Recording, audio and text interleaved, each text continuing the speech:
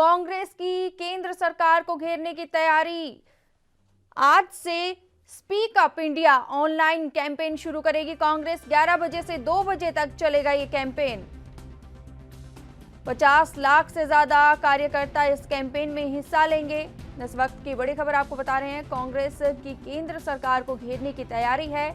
आज से speak up India online campaign शुरू करेगी कांग्रेस और ये कैंपेन 11 बजे से 2 बजे तक चलेगी। इसी के साथ ही आपको बता दें कि 50 लाख से ज्यादा कार्यकर्ता इस कैंपेन में हिस्सा लेंगे। इस वक्त की बड़ी खबर आपको बता रहे हैं, आज से speak up India online campaign Congress शुरू करेगी। 11 बजे से 2 बजे तक ये कैंपेन चलेगी और इसमें 50 लाख से ज्यादा कार्यकर्ता हिस्सा लेंगे। इस वक्त की बड़ी खबर आपको बता रहे हैं, विनीत कपूर विशेष संवाददाता हमारे साथ फोन लाइन पर जुड़ चुके हैं। विनीत कपूर, आपसे जानना चाहेंगे कि कांग्रेस केंद्र सरकार को घेरने की पूरी तैयारी में है और इसी को लेकर कैंपेन भी, स्पीक अप इंडिया कैंपेन भी शुरू करेगी। बिल्कुल, देखिए सीधे तौर पर अगर आज की बात करें तो आज कांग्रेस पार्टी जो है वो सोशल मीडिया के माध्यम से केंद्र की मोदी सरकार को घेरने का प्रयास कर रही है। जिस तरह से प्रदेश के अंदर लॉकडाउन लगा था और या फिर पूरे देश के अंदर लॉकडाउन था, उस लॉकडाउन के दौरान जो गरीब तबका है उसको जिस तरह से असहूलियत हुई, कई ऐसे लोग थे जिनके पास खाने तक का सामान नहीं रहा था, गुजर बसर करना मुश्किल हो गया था। तो ऐसे समय में केंद्र से मांग की गई कि इस तरह के लोगों के अकाउंट में केंद्र की मोदी सरकार जो है 10-10 हजार रुपए डालने का काम करे ताकि उनकी आर्थिक मदद हो सके और वो भी अपना गुजर बसर जो है वो सही ढंग से कर सके। इसी को लेकर सोशल मीडिया के माध्यम से आज सुबह 11 बजे से लेकर दोपहर 2 बजे तक एक प्रदर्शन होगा। इस प्रदर्शन में केंद्र से ये मांग की जाएगी और कहीं ना कहीं अब तक जो केंद्र से उम्मीद लगाई जा रही थी वो पूरा ना होने को लेकर केंद्र के खिलाफ कहीं ना कहीं जो कह सकते हैं विरोध प्रदर्शन भी कांग्रेस के कार्यकर्ता जो हैं, मंत्री जो हैं, वो कहीं ना कहीं दर्ज करवाते हुए नजर आएंगे। तकरीबन सीधे तौर पर अगर हम बात करें तो जिस तरह से आर्थिक पैकेज की बात पहले भी केंद्र की मोदी सरकार ने की थी, लेकिन ओवरऑल अगर हम बात करें तो तुरंत प्रभाव से कांग्रेस पार्टी के नेता जो है वो ये कहते नजर आ रहे हैं कि 6 महीने लगातार 7500 रुपए की आर्थिक सहायता जो है वो सभी जो कह सकते हैं गरीब परिवार हैं उनको की जाए। इसके अलावा तकरीबन कह सकते हैं जो मजदूर तबका है उनको और मदद की जाए और टोटल 10,000 रुपए उनके अकाउंट में डाले जाएं।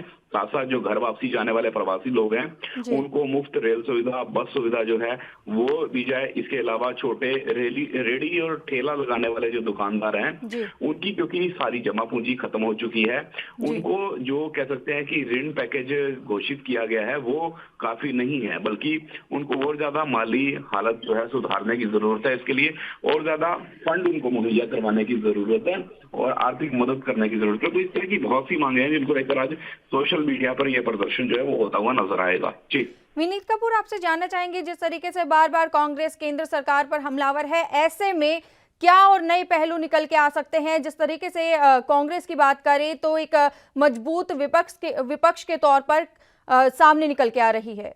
देखिए, जब भी कभी इस तरह के मुद्दे निकलकर सामने आते हैं तब कहीं ना कहीं सभी पार्टियां जो है वो मौजूदा सरकार को घेरने की कवायद शुरू कर देती हैं। अब भी इसी तरह की कवायद है कि मौजूदा सरकार को किसी तरह से घेरा जा सके और गरीब की बात को कहीं ना कहीं केंद्र सरकार तक पहुंचाया जा सके ताकि आने वाले समय में गरीब जो है उनका वोट बैंक जो है वो अपनी ओर ज्यादा आकर्षित हो सके। तो कहीं ना कहीं राजनीति भी इस तरह के मसलों पर देखने को मिलती है। लेकिन आज जो ये प्रदर्शन है गरीब के मसले पर है, प्रवासियों के मसले पर है और कहीं ना कहीं जिस तरह की मांगे की जा रही है उसको लेकर देखने वाली बात रहेगी कि केंद्र की मोदी सरकार जो है वो इस तरह के प्रदर्शनों से क्या संज्ञान लेती है और क्या वाकई में ही गरीब के अकाउंट में जिस तरह से पैसे डालने की बात की जा रही है उसको लेकर कोई कदम उठाया जाता है, क्योंकि वाकई में ही आज एक तबका ऐसा है जिसको आर्थिक मदद की काफी जरूरत है, क्योंकि नौकरियां जा चुकी हैं, कई लोग ऐसे हैं जिनका गुजर बसर करना मुश्किल हो चुका है। तो ऐसे में उनकी सहायता केंद्र की मोदी सरकार किस ढंग से करती है ये देखने वाली बात रहने वाली है। वहीं विनीत कपूर, अगर लॉकडाउन की बात करें तो लॉकडाउन का चौथा चरण है वो खत्म होने वाला है, ऐसे में 5वां चरण भी है।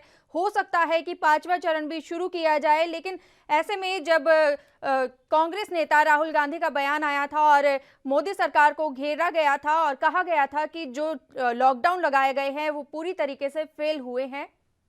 देखिए, लॉकडाउन की बात करें तो जिस समय ये जरूर है कि जिस समय देश के अंदर तकरीबन 100 केस थे या 200 केस थे, उस समय विभिन्न राज्यों के अंदर लॉकडाउन लगा दिया गया था, पूरी तरह से सख्ती कर दी गई थी। लेकिन अब जब देश के अंदर जो पूरे कोरोना पॉजिटिव केसों की संख्या 1 लाख से बढ़ चुकी है, तो उसके बाद विभिन्न राज्यों में खुली छूट देखने को मिल रही है। लोग सोशल डिस्टेंसिंग की अवहेलना करते हुए नजर आ रहे हैं। कहीं ना कहीं कई जगह भारी भीड़ जो है वो एकत्रित होती नजर आ रही है। तो ऐसे में हर रोज केसों की संख्या में भी इजाफा हो रहा है और लोगों की जान भी जाती हुई नजर आ रही है। तो ऐसे में यही सवाल उठाया गया कि जब सतर्कता बरतने की जरूरत थी, उस समय इस तरह की ढील जो है वो कहीं ना कहीं बड़ी आफत को दावत दे सकती है। तो ऐसे में अगर पहले लॉकडाउन लगाया गया था, उसका क्या रीजन था, अब ये ढील जो दी गई है इसका क्या रीजन है, इस पर केंद्र की मोदी सरकार स्पष्टीकरण दे। क्योंकि अभी भी जो कोरोना वायरस है वो देश से समाप्त नहीं हुआ। अभी भी कोरोना के केस जो हैं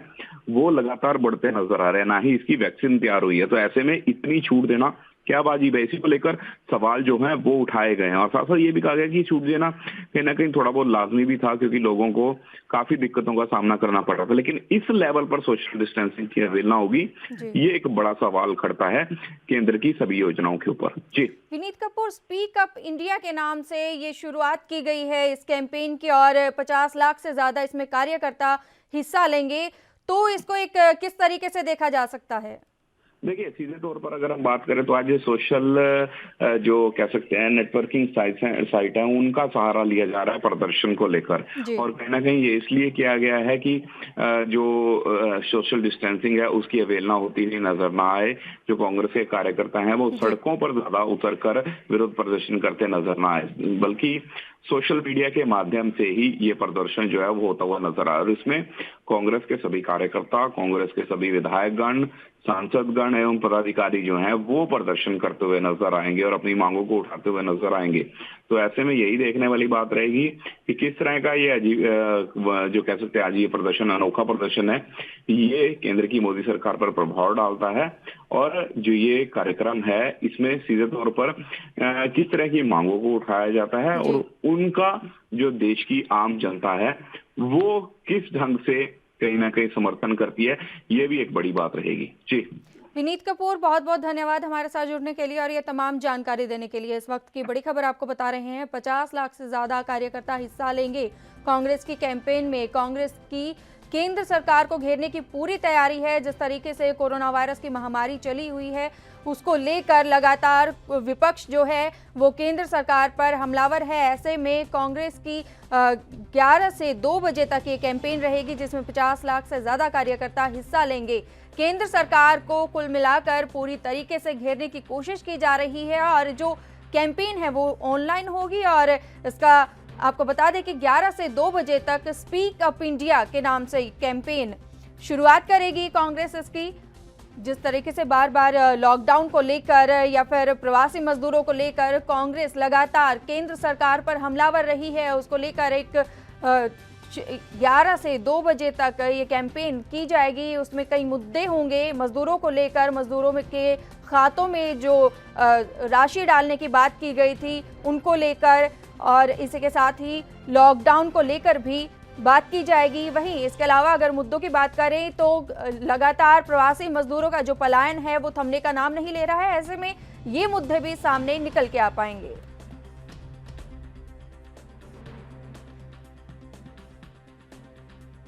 यदुनाथ सिंह तोमर कांग्रेस नेता हमारे साथ फोनलाइन पर जुड़ चुके हैं। आपका बहुत बहुत स्वागत है एनबी न्यूज में। आपसे ये जानना चाहेंगे कि कांग्रेस की ओर से स्पीक अप इंडिया जो ऑनलाइन कैंपेन शुरू की जाएगी उसको लेकर आपके अगर मुद्दों की बात करें तो क्या क्या मुद्दे इसमें रहेंगे? पहले आप सभी को नमस्कार जी।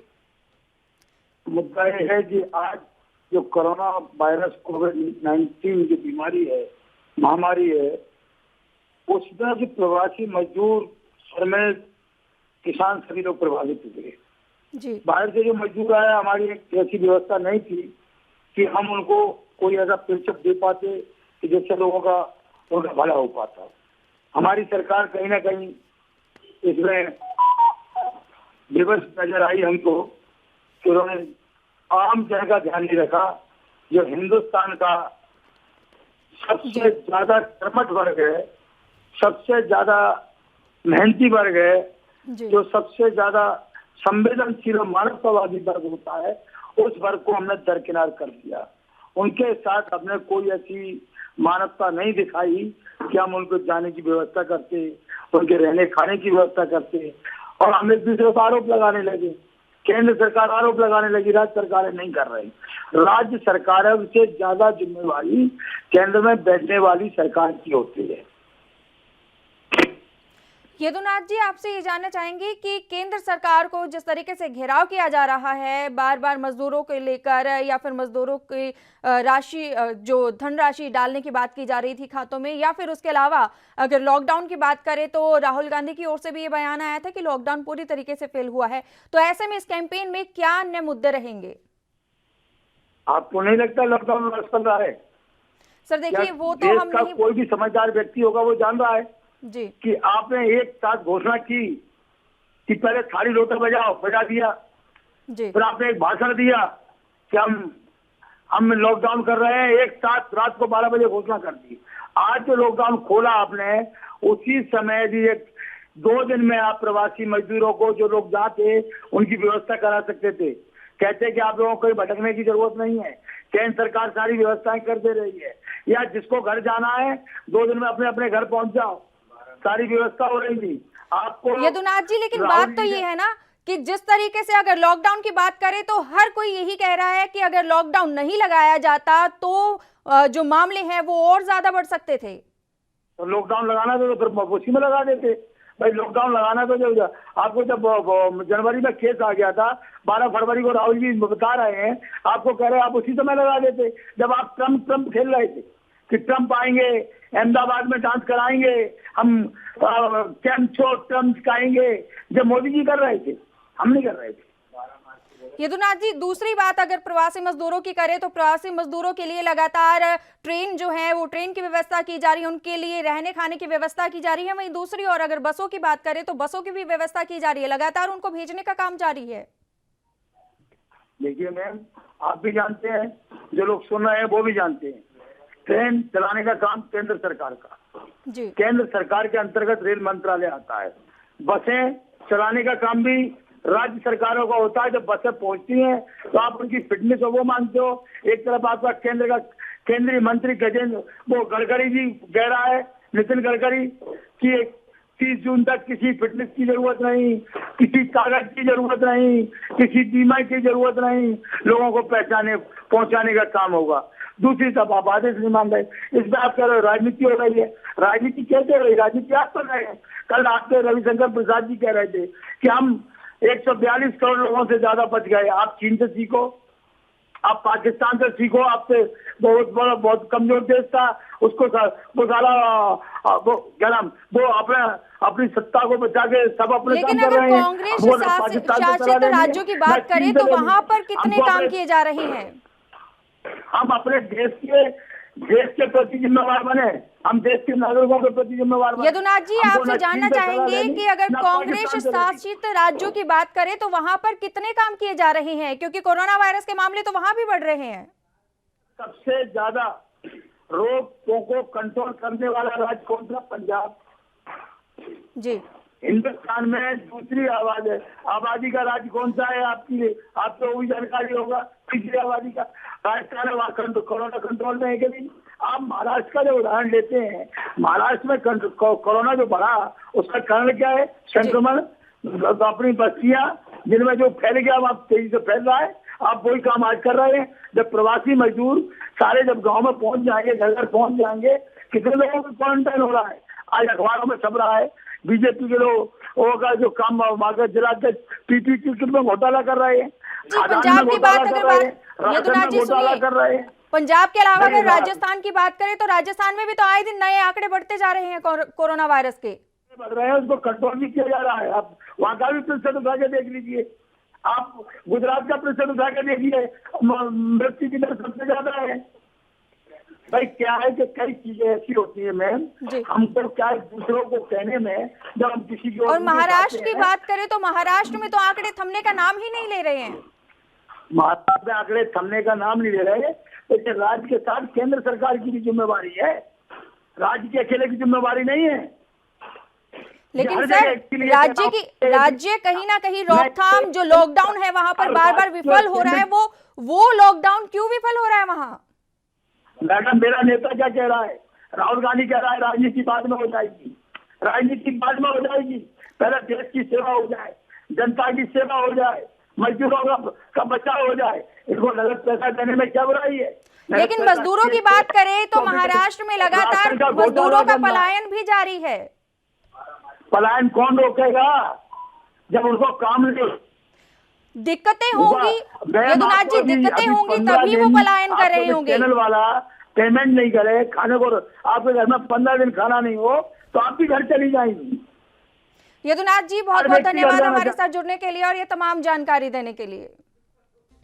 इस वक्त की बड़ी खबर आपको बता रहे हैं, कांग्रेस केंद्र सरकार को घेरने की पूरी तैयारी में है। स्पीक अप इंडिया के नाम से कैंपेन की जा रही है। 11 बजे से 2 बजे तक ये कैंपेन होगी ऑनलाइन और इसमें 50 लाख से ज्यादा कार्यकर्ता शामिल होंगे। NB न्यूज, अगर आप भी अपनी प्रतिभा दिखाना चाहते हैं और खबरों को हम तक पहुंचाना चाहते हैं तो तमाम खबरों को करें अपने मोबाइल पर रिकॉर्ड और 7888497079 पर करें व्हाट्सएप। साथ ही दुनिया की तमाम खबरों से जुड़े रहने के लिए हमारे चैनल को करें लाइक, शेयर, सब्सक्राइब।